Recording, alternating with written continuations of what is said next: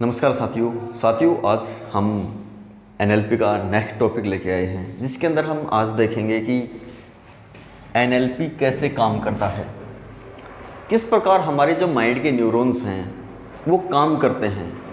क्योंकि उनकी अगर काम करने की प्रोसेसिंग को अगर हम समझ लेते हैं तो हम अपने अकॉर्डिंग रिजल्ट बिल्ड कर सकते हैं। और ये एनएलपी जो सिस्टम है ये अपनी माइंड की प्रोग्रामिंग है।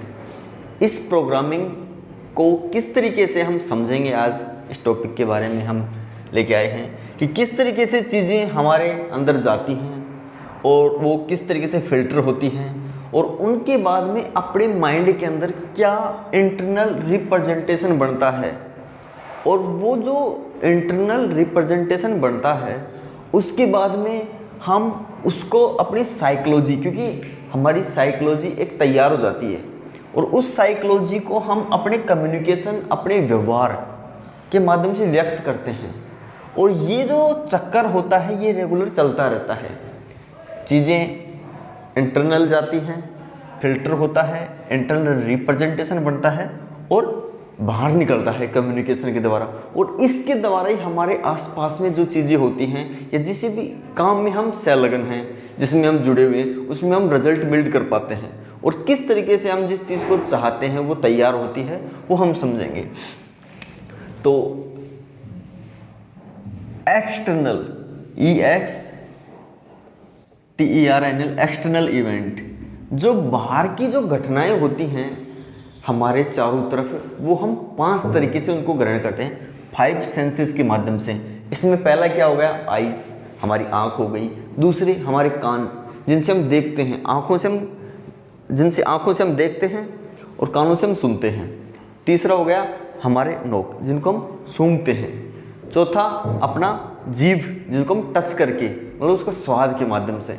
और 5वां हो गया हमारी जो स्किन होती है, टच करके, महसूस करके उस चीज़ को। तो इन 5 सेंसेस के माध्यम से जितने भी डाटा हैं वो क्या करते हैं, हमारे माइंड उनको कैप्चर करता है, उनको याद रखता है। 5 माध्यम, देखा हुआ, सुना हुआ, टच किया हुआ, हमारा हाथ का, जीभ का, चखा हुआ और नाक का स्मेल के द्वारा। तो ये जो 5 सेंसेस जाते हैं, क्योंकि हम हमेशा कुछ ना कुछ चीज़ें देखते रहते हैं, जनरलाइज हमारे चारों तरफ की, कहीं हम ट्रेवलिंग कर रहे हैं उनके माध्यम से, तो क्या सारी चीज़ें हमारे माइंड उनको याद कर पाता है? कभी नहीं याद कर पाता। तो उनमें क्या करता है, वो जो चीज़ें जनरलाइज होती हैं, नॉर्मली होती हैं, तो उनको नॉर्मली लेता है माइंड, क्योंकि ये हमारे माइंड के अंदर फिल्टर लगे हुए हैं। और ये फिल्टर काम करते हैं कि जो चीज़ काम की है उसको एक्सेप्ट करो, जो काम की नहीं उसको डिलीट करो। तो जनरलाइज, जो जनरल चीज़ें उनको जनरल लेता है, जो कोई एबनॉर्मल है, असाधारण, उसको ये एक्सेप्ट कर लेता है। उसके बाद में जो काम की चीज़ें नहीं है उनको क्या करता है, डिलीट कर देता है। ये माइंड डिलीट करता जाता है, उनको याद नहीं रखता। और ये जो डिलीट होता है, जनरलाइज होता है, ये कौन करते हैं? ये हमारे न्यूरॉन्स करते हैं। हमारे माइंड के अंदर अरबों न्यूरॉन्स हैं और वो न्यूरॉन्स से अलग अलग क्रियाविधि के बने हुए हैं। किसी न्यूरॉन्स की अगर काम करने की शक्ति कम हो जाती है तो मतलब वो घटना आपके दिमाग से डिलीट हो जाती है। जो चीज़ आपको ज़्यादा याद रहती है, ज़्यादा स्ट्रांगली, तो वो उसका न्यूरॉन्स पावरफुल हो जाता है। तो हमारे माइंड के अंदर कॉन्शियस और सबकॉन्शियस, इसको भी हम पढ़ेंगे किस तरीके से कॉन्शियस और किस तरीके से सबकॉन्शियस। तो मैं बेसिक बताता हूँ। कॉन्शियस जो जानबूझकर हम करते हैं, लेकिन कुछ समय बाद में अनजाने में वो चीज़ होने लग जाती है, वो सबकॉन्शियस होता है, जो हमारे माइंड का 90% हिस्सा होता है। तो चीज़ें डिलीट होने लग जाती हैं। हमारे वैल्यूज़, हम चीज़ों को किस तरीके से उनको आंकते हैं, देखते हैं, हमारे वैल्यू कैसे हैं, हमारा नज़रिया कैसा हो जाता है उन चीज़ों को देख के। ये चीज़ें बिलीफ, हम किसी चीज़ को, अगर कोई घटना घट रही है उसको 2-3 बार उसी तरीके से देख ले तो हमारा बिलीफ बन गया। तो हमारे जो बिलीफ होते हैं ये इतने पुराने होते हैं, कई बार हम उन पुराने बिलीफ के आधार पर वर्तमान में ज़िंदगी जी पाते हैं।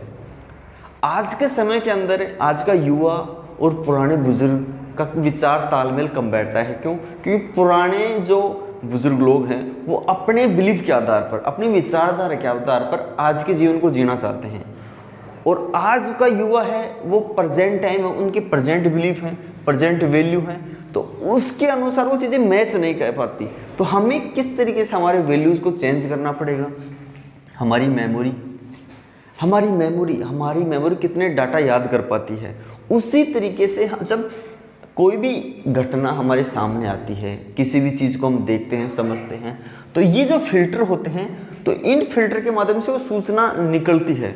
उसके बाद में फिल्टर होने के बाद में हमारा एक इंटरनल रिप्रेजेंटेशन बनता है। जैसे किसी व्यक्ति ने हमारे साथ अच्छा व्यवहार किया, अच्छे से पेश आए, तो हमारे वैल्यूज़ जनरलाइज डिलीटेशन, उसमें क्या डिलीट करना है, क्या याद रखना है, वैल्यू, बिलीफ और मेमोरी, इससे हमारा एक इंटरनल रिप्रेजेंटेशन बनेगा।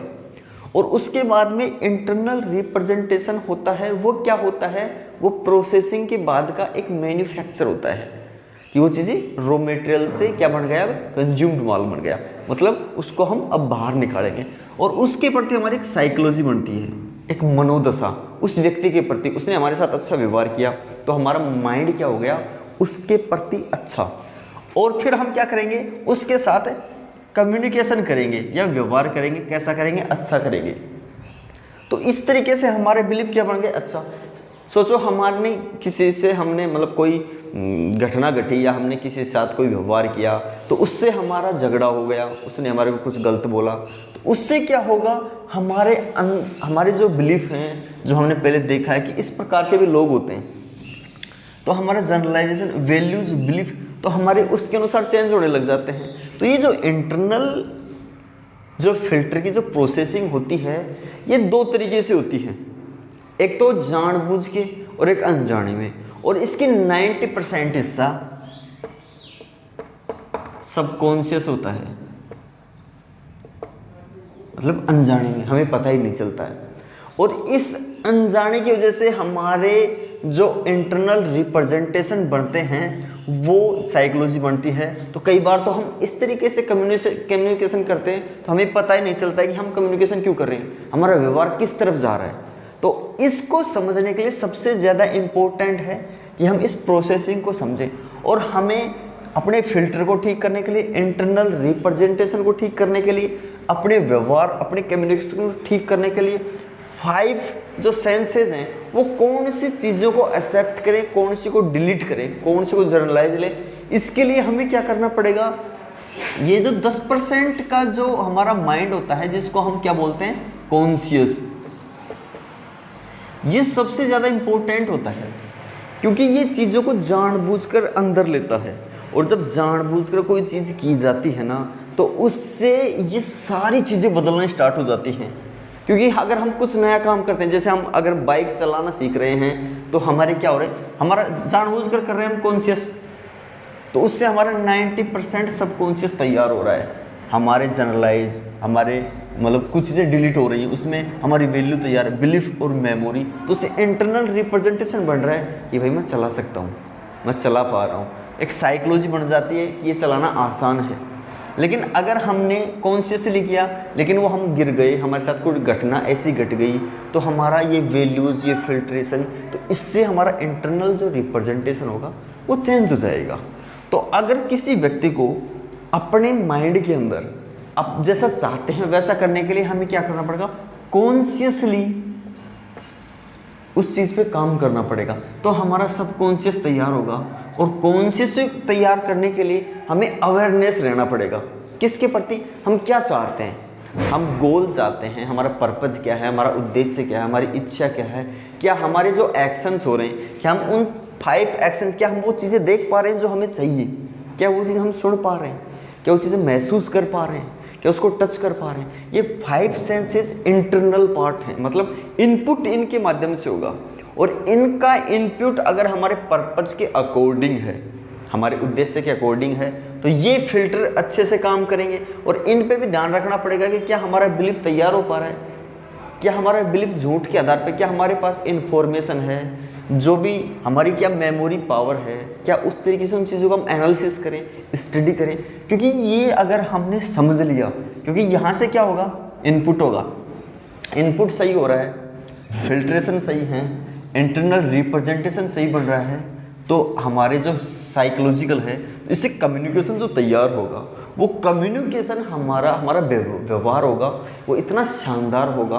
और ये जो व्यवहार अगर हमने कॉन्शियसली अच्छा कर लिया एक बार, जानबूझकर, जिसको हम क्या बोलते हैं, जानबूझकर एक बार अच्छा कर लिया, तो सबकॉन्शियस को हम हैबिट भी बोलते हैं, आदत।